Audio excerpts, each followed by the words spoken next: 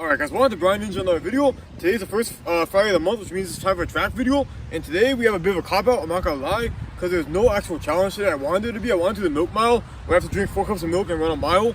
But unfortunately, my videographer is not available. Well, she was, but the day she was available, I couldn't go. So we couldn't make it work. So unfortunately, today's kind of a cop-out. Just a very simple tutorial type of video. But I think it'll be good. But maybe not as good as it would have been, but it's okay. But today we're gonna do another tip video. So today, before we did the top 5 simple tips to improve your running, today's gonna be the top 5 workouts for cross country and for track. I'm not saying this as any kind of expert or anything, but I am saying it as someone who's ran both for 5 years on a team or on a club and coached it for 3 years. So I have some knowledge of what works and what doesn't, even if I'm not certified or expert or anything. So with that being said, we're gonna go over the top 5 for each, starting with the top 5 track, because we're on a track, so it works. I'm not biased or anything, but we're gonna start with track. And these are gonna be the top 5 workouts that you could do either on your own, on a team, if you're a coach, if you're just individually training for something, you can do these workouts. So we're gonna start with the first track workout, which is a very simple, classic one, which is 400-meter repeats. And for people that are really new at track and don't really know the measurements yet, a 400-meter repeat is a full lap around this track here. I'm gonna show you it's basically a lap around this whole thing. So that's a 400-meter repeat. It takes about a minute, a little bit more than a minute to run around the track, unless you're going fast. But if you're doing repeats, it'll probably be more than a minute, unless you're an elite runner. But the point is that you run a 400 meter, you get a certain amount of rest, you keep going. So you might do a bunch of repeats. I've done workouts where you have 12 to 15 repeats, which is a lot, because that's close to 4 miles if you do 15.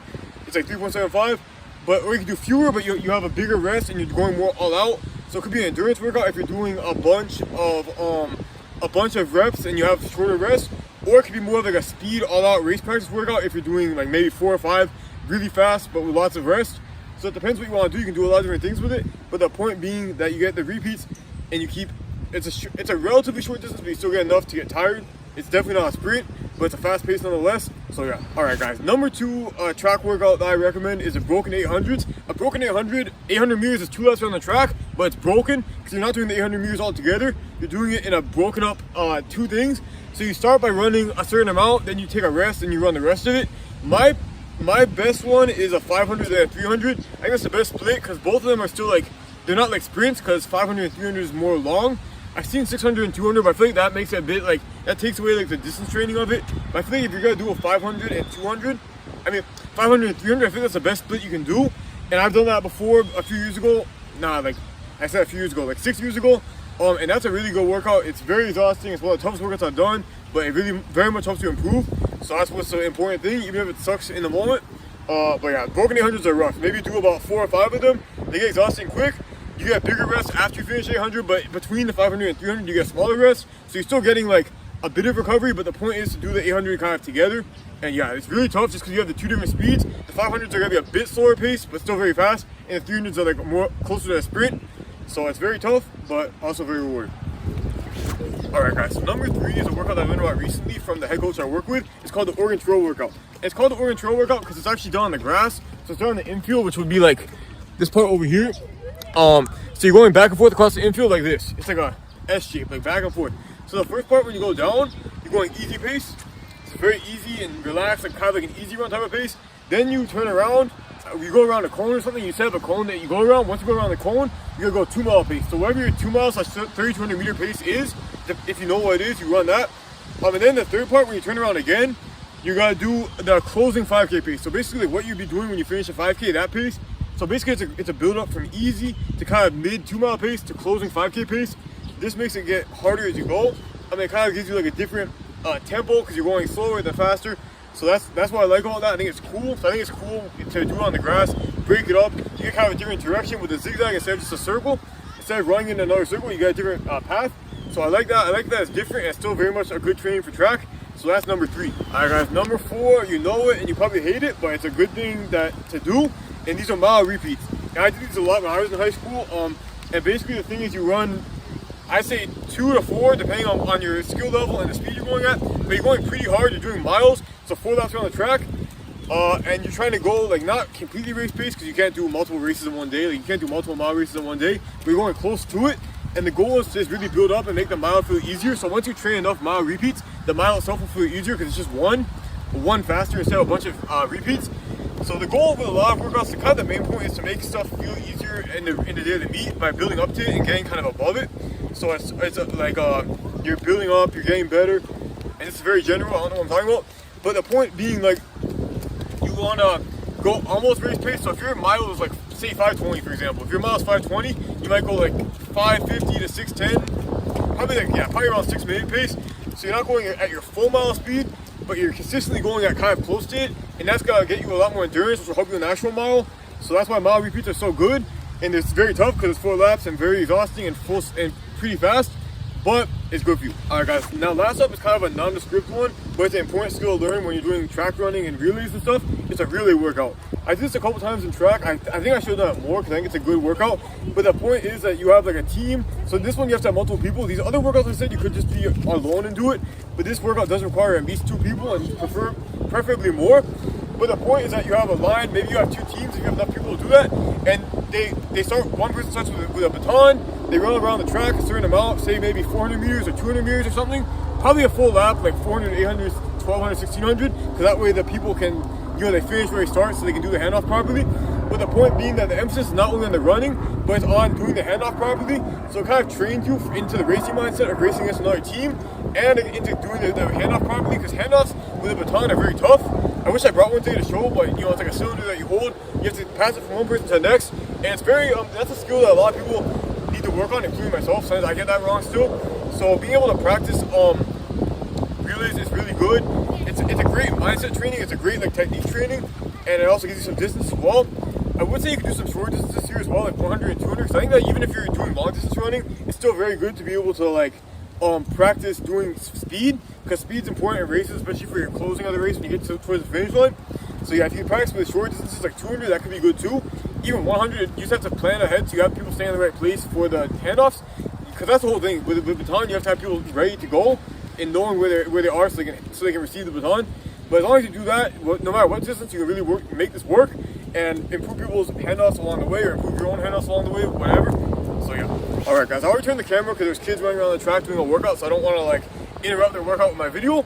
But now we're turned even more because we're on to the cross country segment. So now we have the nice grass setting to really set the scene for cross country meet / practice. So yeah, even though my camera tripod is on the track, we are actually in the grass right now. So now I need to get my notes, which are getting soaked with water. Okay, so now we have a bit of a rerun because my first item for cross country, my first of the 5 workouts, is 800 meter repeats / mile repeats. Mile repeats, again, are the same thing as I said before. They build up your endurance. They're really good. And 800 meter repeats, same thing. That's a half mile, because 1600 is a full mile, 800 is a half mile. So 800 meter repeats also build up your endurance, and you can do more of them than miles because obviously it's less distance, so you can do more reps.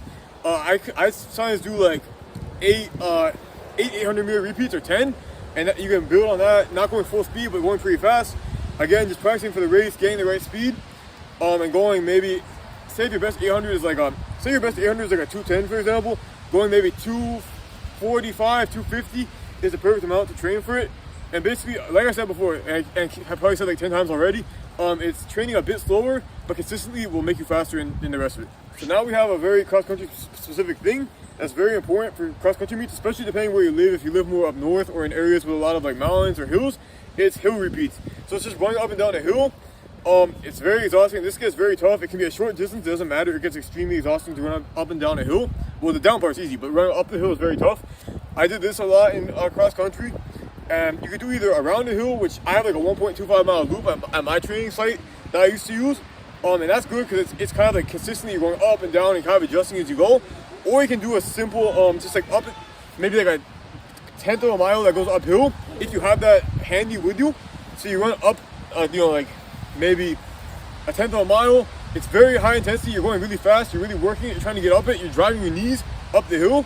And that's very good practice for anything in the race, because once you reach the hill in the race, you're going to be very tired. There's one race I know where the hill's at the very end, and it always gets people because they've done 3 miles already, and they're at the end of the 5K, because cross country is a 5K, and they get to the last 0.1 and they have a hill, and you see they collapse and they're walking up it. So if you're able to practice hills and really get good at it, you can drive up the hill and make yourself much better and a much more competitive runner as well, because you have the training for the hill and you can just get up it a lot quicker. But no matter what, the hill's gonna suck. Okay guys, now here's a workout that I did in Ohio back when I lived there for a year. I lived in Ohio before I came back, And this is a cool workout. It kind of requires a bit of planning. If you have a certain training site that you go to, you have to plan to go to a different training site. Because what you do, ideally, is you go to the site of the race that you're going to do. So wherever the course is, if you know the course ahead of time, or maybe if it's your own course that you're going to do, you go to the course, and it's going to be a 5K, you break it down into 1Ks. So you run each part of the 5K separately. That way you kind of learn the course. It's good for learning the course and kind of strategizing with the course, and for a speed workout as well. Because you can, you're not doing the full 5K all out, but you're doing the 1Ks and you're doing them very fast as well, but just splitting them up so you get more rest between, maybe a few minutes of rest. But I really like this workout. It really helped me in a couple of races I did back when I was in high school, because the thing is, like, you're not just going into the race blind. You have the training with the course. You're getting to see what the course looks like, it feels like, and how to run it and where to run it. You're getting the experience of racing against people. You're just getting the training of running it. And yeah, it's good because it's a bit less overwhelming when you have them split. Even if it's the same pace as a 5K, if you split up into little sets like that, like 1K sets, you get more, recovery, obviously. It's a bit less, like, intimidating than running a full 5K, because running a 5K is always going to be a little bit scary, but if you can break it up, it might be a bit less scary. And yeah, I like this because I think it's a cool kind of creative workout. If you have the resources to do it, if you know the course ahead of time, you just want to make sure that you know the course, because if you train for the wrong course, it might confuse you later on. But as long as you know what you're doing, it can be a great training, and I would definitely recommend it. So yeah. Alright guys, now number 4 is an important running one. It's tempo runs. So you can do this in different ways. You could do like a 30-minute run or 45-minute run where you're just going a bit faster than usual. So it's not like an easy run, but it's also not like a workout. It's kind of like an intermediate, faster than you would be going for an easy run, but slower than you would be for like a speed workout or any kind of workout. It's kind of like a heavy medium. It feels a bit tough, like you're breathing heavily the whole time. You might not be able to talk as clearly. Like for an easy run, you should be able to talk the whole time. But for a tempo run, you should not be able to talk too clearly. You can still talk and go back and forth, but you should be breathing heavily. It should be a bit harder. So that's kind of like my metric for knowing how the pace feels while I'm working with people. So I would say tempo run, going a bit faster. You can also do things with pickups where you start out easier for like 5 minutes and you build up and up and up. So you might start easy, then the next 5 minutes get a little bit harder, then a little bit harder and harder, and keep going for like, maybe if you want to do like 20 to 30 minutes. But either way, if you just want to do a very low maintenance one, you can just do like a simple 30-minute tempo or 45-minute tempo, or you can add the build-ups as well, or put some strides in where you stride every minute. You can kind of work your own way, but the point is that you're pushing your normal pace, so it's not like an easy run, but you're also not like killing yourself with a workout. So again, like a heavy medium, I think it's a good thing to kind of fill in a day where maybe you don't want to go too easy, but you don't want to go too hard. So yeah, I don't know what to say. Alright guys, and my last tip is, or my last workout idea is very simple. It's not really even classed as a workout technically, but I still think it's an important thing to remember when you're a distance runner, especially in cross country. But in cross country or track, if you're doing distance, is just to build up your mileage. So I think in the early parts of the season, especially like if your season starts in like June, or you start conditioning in June, like I did, it's important to build up just a lot of miles. So you're getting like, a base for the upcoming year. So you don't have too many workouts. At least when I start, I don't have too many workouts in June or July, because it's kind of like the base period, the conditioning period. But if you guys lay a really good groundwork of 8 miles, 8 miles some days, not every day, but some days you do 8 miles, some days you can do 6, some days you wouldn't do that many. I mean, that's kind of a long distance to do. But like, in other words, like getting adjusted to that, because some people never adapt to even running like 5 miles or 4. If you gotta adapt to running 6 miles twice a week, or 6 miles one day, 7 miles another day, I'm not even trying to do this, but if you guys adapt to doing 6 and 8 or something like that, getting used to running more distance, increasing your weekly mileage, if you can get better and just get more mileage, your endurance improves so much. And that base mileage is not just like simple. It might feel like, oh, it's just easy, and it could be an easy run, but still, getting all those miles in every week will really help you and make you a much better runner. And it's true that over time it'll make you better in workouts and races as well. So just laying that groundwork is very important, and I can't overstate how important that is. I learned that myself, because I was like, oh, I don't need to do all this distance, who cares? But then I learned it's good to have the distance. And yeah, I run more now than I used to when I was actually competing, just because I do it a lot, and it's kind of like a habit that I do to kind of like stall other stuff, like doing homework. I'm like, let me just go for a run before which isn't always a good thing. But the more distance, it's good. Don't overwork yourself, but get a lot of distance and mileage, and it's very helpful for running. So yeah. Alright guys, so there you have it. Those are my top 5 track and top 5 cross country workouts that you could do. Obviously it's not an exhaustive list. You do a bunch of other things, and you should do a bunch of other things and not limit yourself to these. But these are just some ideas I have. And if you ever have no idea or you don't know what to do, you guys kind of do this. If you need an idea on the fly, you can throw this in for your training or for your coaching or whatever. These are some different ideas that I like. And then you can go from there with other stuff. But yeah, these are good. And that's obviously just the running aspect. There's also important things like the strength building, the stretching, the core, everything else, just other parts of running, but the workouts are obviously a very important central piece. So if you have these down, that's one good thing to consider. So yeah, I'll be back next time with a more appropriate challenge instead of just like a talking video. Hopefully on March 6th for the next running video. I'll be back next week for another ninja video. But until then, thank you guys and peace out.